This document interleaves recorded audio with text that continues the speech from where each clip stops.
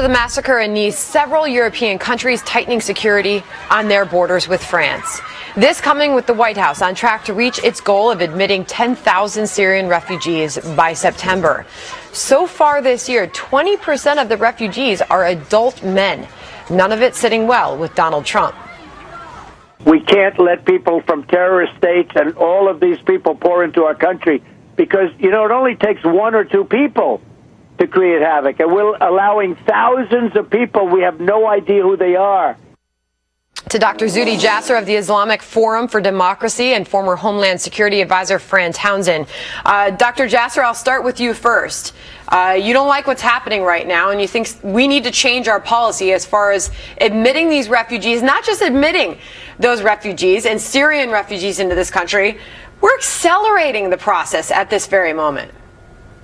Yeah, I mean, listen, I have family in Syria that we've been trying to get out for years, so I have obviously some bias as far as that's concerned. But even having said that, Syrians will tell you if they had rushes from northern Syria coming down into Damascus or Aleppo, they would say, wait, we want to know if they're ISIS, and they'd vet them. And they know who the Islamists and who the jihadists are and who they aren't. And yet in the West, Europe is under siege. They had the same cell commit an act in November and then later in March in Belgium because they weren't vetting for ideology. Right now, all we're vetting for is asking them, are you a member of a terrorist cell, etc.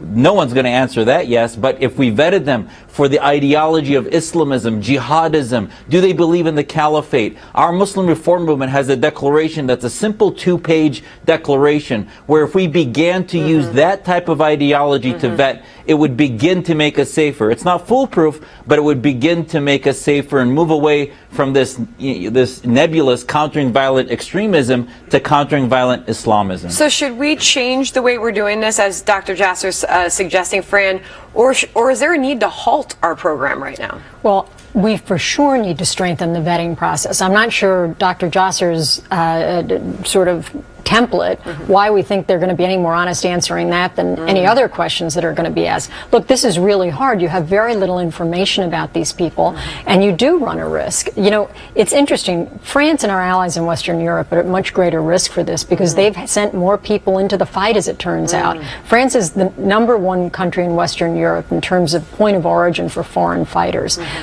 They're second only to Russia, frankly, in the world. And so they have a real problem. That's why you see the Germans have upped their border security. You're going to see more states around France and throughout Western Europe upping their border security. And that is happening. Dr. Jasser, Germany, Spain, Italy bolstering their security along their borders with France. Germany's federal police on Friday said they were increasing surveillance and checks in the border region with France, in coordination, they say, with French authorities. Are we going to significantly see the way that they are protecting their borders in Europe?